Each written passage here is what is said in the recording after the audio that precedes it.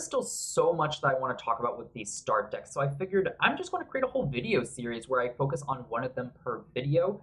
And it's really for anyone who just wants to learn these decks a bit better, really kind of add it into the discussion on the cards. And I also am going to give a little buyer's guide at the end just to kind of help out anyone who's unsure how many copies of these you should buy and like what players should look at it. So let's just jump right into it. So I want to start with the Centaurbor deck here, as that was the first deck I covered in the New Players Starter Deck Guide video.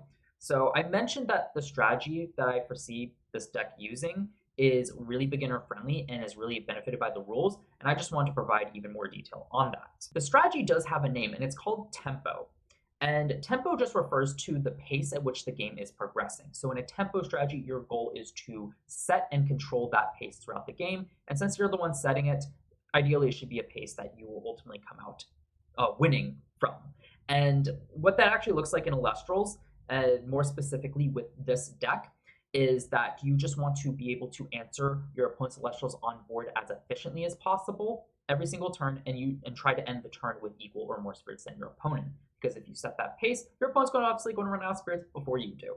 So that is the general idea of it. That is, I gave a very broad definition of tempo and then gave a more specific definition.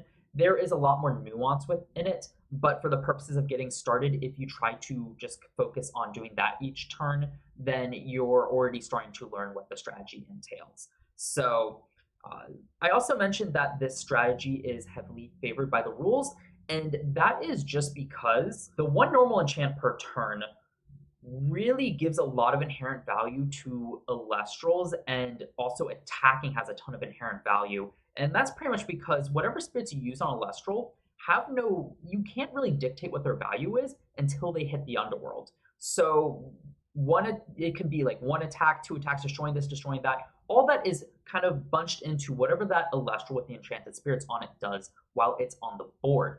And as such, if you can control that value each spirit gets, that is a ton of value in and of itself. So it's also very straightforward. It's very easy to kind of see that flow and dictate it, just because the whole game centers around pretty much the battle phase where Elestrals are battling and trying to attack the spirit deck. So that is the more detailed reason why tempo is very favored by the rules, why it's very beginner friendly, because I mean, come on, as a beginner, you just kind of want to throw out your Elestral, attack over your opponent, try to reach their spirit deck. Pretty simple there. So, but past that strategy, what cards told me that this deck was favoring a tempo strategy? Well, part of it is as a lot of the same cards from the prototype start deck, which I successfully piloted using a tempo strategy. So I do think there is some bias there. But at the same time, I don't think it's wrong to notice that, and really just help me analyze this deck better, because this has a lot of the same cards. Equal Links, Tectoros, Rummagem, and P-Gust were all in the prototype deck and proved themselves very useful. The 4 attack stat line just means that it can contest a lot of Elestrals on board and attack over them, and Tectoros technically get hit even higher than that, which is a very efficient answer since you're not using spirits, as you're just putting them on board, meaning they haven't hit the underworld, meaning they still have value.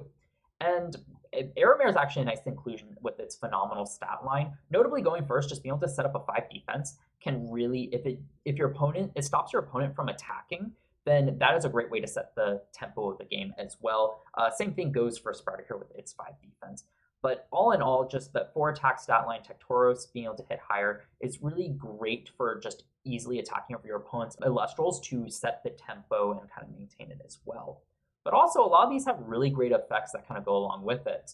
Rummagem's ability to search means you can search the whatever piece you're missing from the 1 Earth Spirits to help maintain tempo if you need something really efficient that can ease attack over stuff. Tectoros if you need to get rid of runes, Equal Links. So it has a lot of utility there. I already kind of mentioned Tectoros' ability to attack over stuff being really cheap.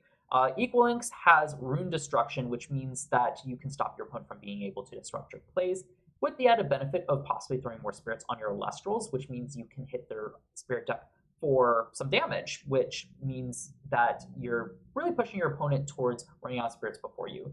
So really nice core there. P-Gust is also great for that rune control as well, just by normal enchanting it. It doesn't have the best body, but if you already have an Elestral on board that you can trade into your opponent's Elestrals, just having P-Gust's ability to just pop back row that might impede your Elestral's ability to run over your opponent's stuff is quite nice as well. Other notable cards here for tempo. Oh, Boombat. It's very similar to P-Gust in that if you've already established a tempo, have an Elestral out on board. Boombat's just great to be able to get rid of an opponent's Elestral that might pose you some trouble hitting over it. Sure, it's a 1-for-1, so you don't necessarily get more ahead in tempo, meaning you get more Elestrals out on board, but it does help you maintain it a bit easier. Moving on to the runes here, there's also a ton of runes that really help with that tempo strategy as well. Demeter's ability to give attack can be one of the cheapest ways to do it. Scythe as well, being able to give attack. It's a bit more risky as it costs some spirits, but thankfully it refunds some of its cost, which does make it a more efficient answer if you need a little extra boost. And Floy Forest, just the extra stats on it is also very nice as well. And also to get rid of your opponent's stadium, which could be increasing your opponent's Elestral's attack just out of range of your attacks. So really great there. Earthquake is a huge mention as well. Sure, it's a bit expensive, but being able to destroy one of your opponent's Elestrals is phenomenal and can really help you control the tempo of the game because it's on a rune body. You still have your Elestral normal cast. It's such a great card. You do have to be a little careful of the cost, but it's totally worth it. Poison Tip Arrow is also a phenomenal mention for the counter rune of the deck, as it's just a very disruptive card with a chance to get rid of your opponent's Elestral before you even get to your turn. So it can protect your Elestrals, get rid of your opponents. It is just a great card to control tempo during the tempo of the game during your opponent's turn. And just this card's going to keep coming back up in this review. I promise you of that. Some other notable cards, I kind of skipped over the generic runes just because they're just generically good. Nectar for some more cards in hand to make sure you keep seeing stuff. Not as important with like Rummagem, be able to search things out, but still pretty good as well. Ambrosia to be able to refresh your spirits to make sure you stay ahead and can still play cards is also amazing. Circle the Skies, it's not really focused on tempo. This card doesn't really fit into some of the the strategies I'm going to discuss. It's a very nebulous card that can really be used for any strategy. So you can Nexus Spirits off it to deal more damage and cycle it. There's a lot of utility in this card, so it doesn't necessarily not synergize with tempo, but there's a whole discussion to get through Circle of the Skies, the value you can get out of it, that I'll get into in a later review. Just know it doesn't actively hurt the deck, and it can benefit in certain scenarios. Kind of rounding off the runes that I haven't discussed, Tornado and Thunderstorm are fine for tempo. They can disrupt your opponent's runes, which can be nice, but they're also more expensive. It's just, you really, for runes, want the cheap answer of P-Gust and Equal Links to be able to deal with it, because runes don't have as much value as, say, Elestrals, which is why Earthquake is so good. So Disruption's nice, but it's also just not the most efficient way to deal with stuff. But still, they're good cards for this deck. They definitely do fit in here, even if I wouldn't recommend them for an upgraded version of this deck. Rounding out some of the Elestrals I haven't talked about here, I briefly mentioned Sprouter. Its effect to grab an artifact is nice because it deck thins, meaning you're more likely to draw into your tempo pieces as well, and the artifacts can immediately be used on Sprouter to help you regain tempo. So not too bad there. Sprouter's definitely a good utility card. As for Centaurbor and Centaurbor, I'll get into what their effects do later on, but they aren't very tempo-oriented cards. 2 and 3 spirits inherently aren't as tempo as 1 spirits just because you have to be able to ascend into them, meaning you need something on board, they're a dead card in hand. You normally don't want that. You want as many options to make the most efficient play as possible. But that being said, though, they're not terrible as well. Their effects don't completely counteract a tempo strategy or go against it.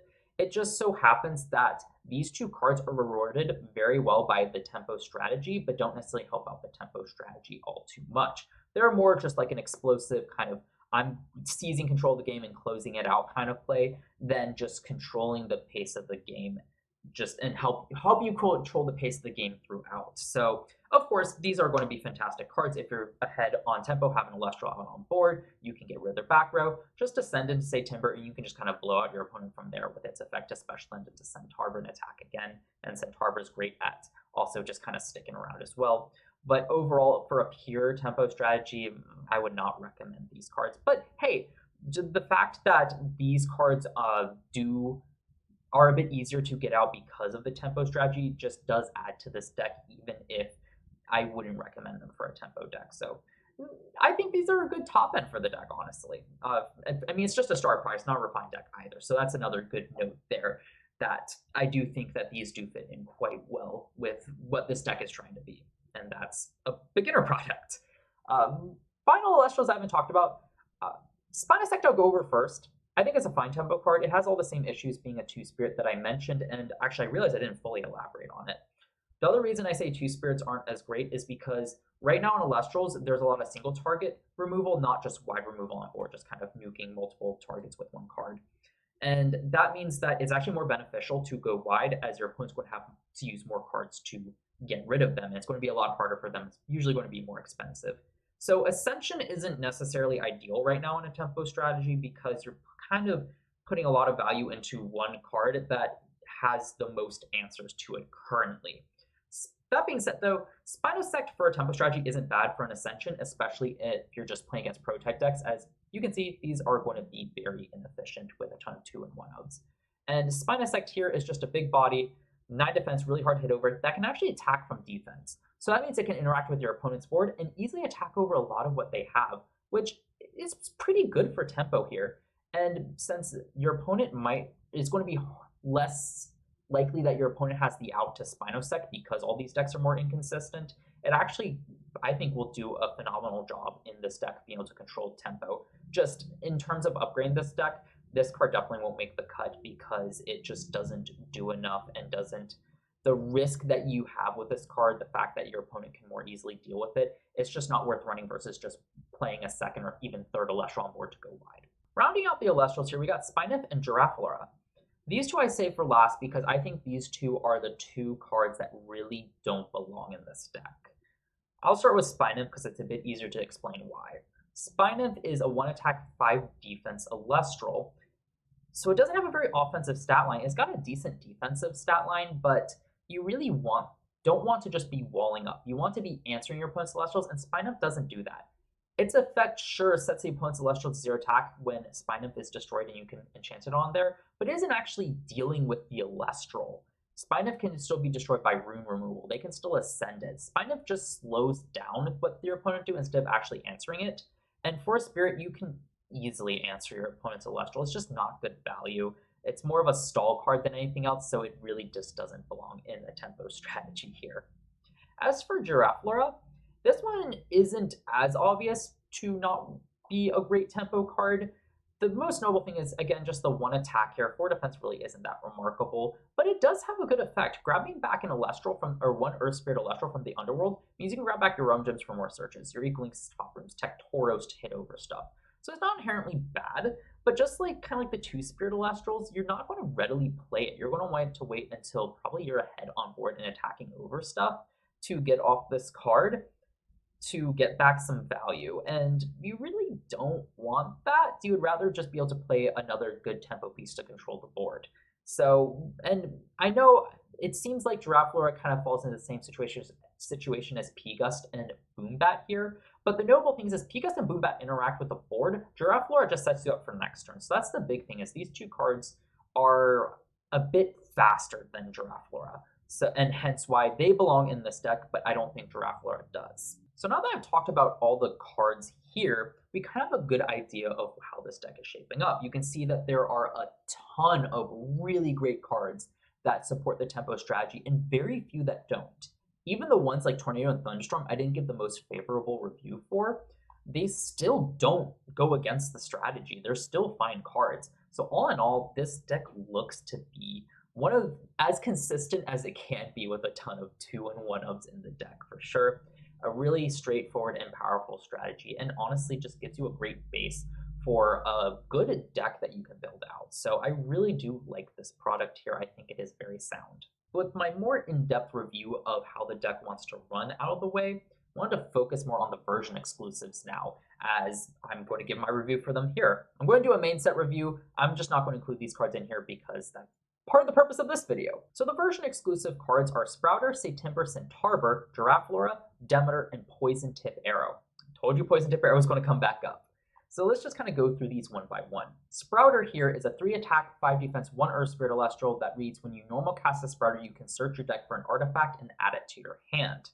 This is a great utility card as it can just fetch any artifact. It doesn't matter what color it is. So it just has a lot of just toolbox synergy here. It can be run in any element to grab whatever artifact you need. There's a great artifact you want, you run Sprouter. So this card definitely has potential to be run in the meta as it is really good.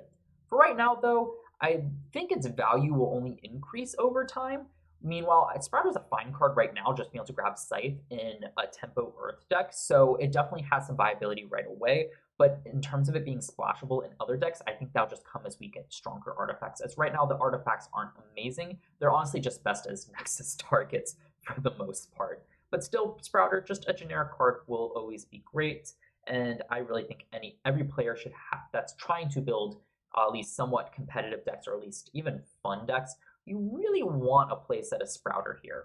My only concern with this card really is that the game will become too fast to be able to use Sprouter's tutor effect, but frankly, I'm not too worried about it because you can play the artifact right away, which is nice. So Sprouter, all in all, really great card, both meta, casual, and I do think has a lot of potential moving forward. Centaurbor here, the Ascended form, is a 5 attack, 7 defense, 2 Earth Spirit Elestral, that when the Centaurbor is empowered by your artifact and destroys an Elestral in battle, you can Nexus the spirits from that artifact to the Centaurbor and special ascend it into Centaurbor from your hand or deck. So really, its whole goal here is just to get into Centaurbor. Its stat line doesn't really matter. 5 attacks fine. You're going to be enchanting with an artifact, so it can definitely attack over stuff.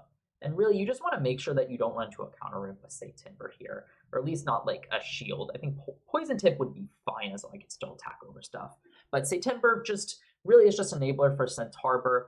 And I think it does it quite well. It definitely fuels Centaurbor's effect here, as we'll see. And I think it's really cool that even though it requires it to be enchanted with an artifact, it can be any artifact. So you can kind of mix and match stuff to maybe more easily allow Centaurbor to not run into counter runes, or just get some value back with Scythe recovering too.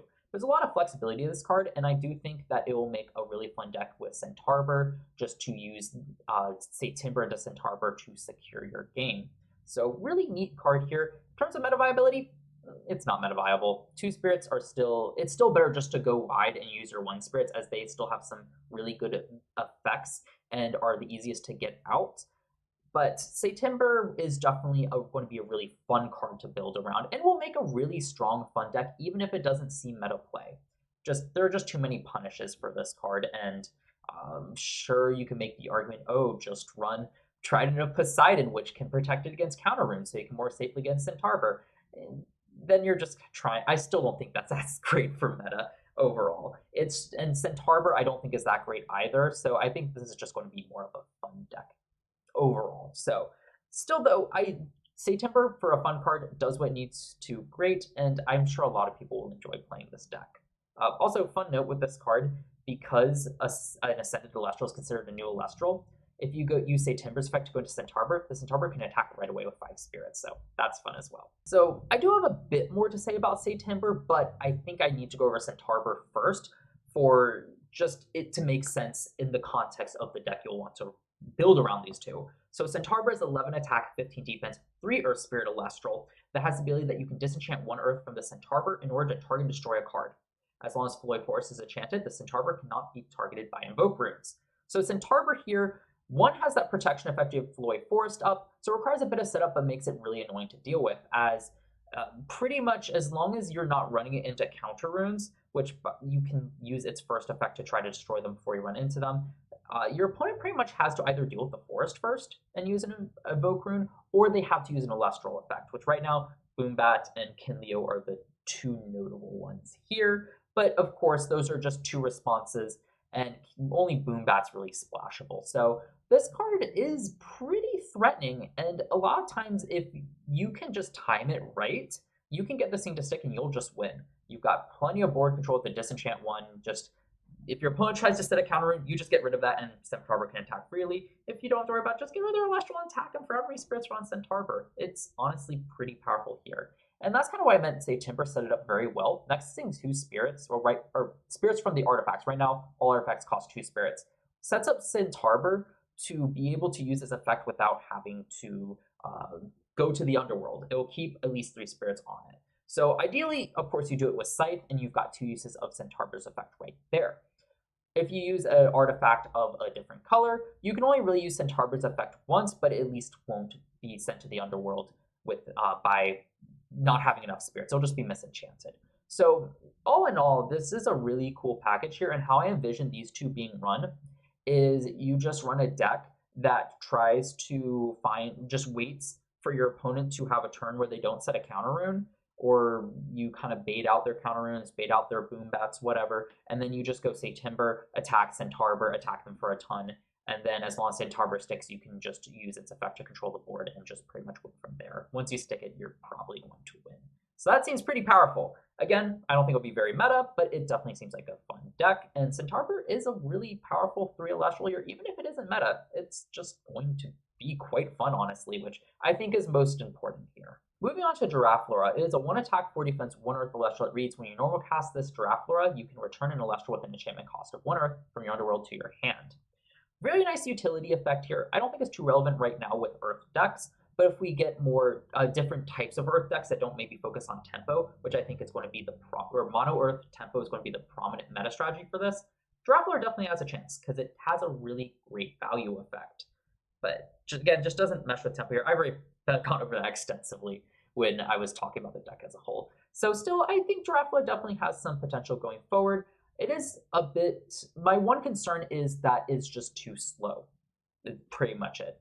You have to wait a turn throughout that Elestral. So that is like the only thing I see holding back this card. But I still think it's nice that a card with this kind of effect exists for sure. Even if it's not meta now, definitely has potential later, unless we just get a Powercraft version of it.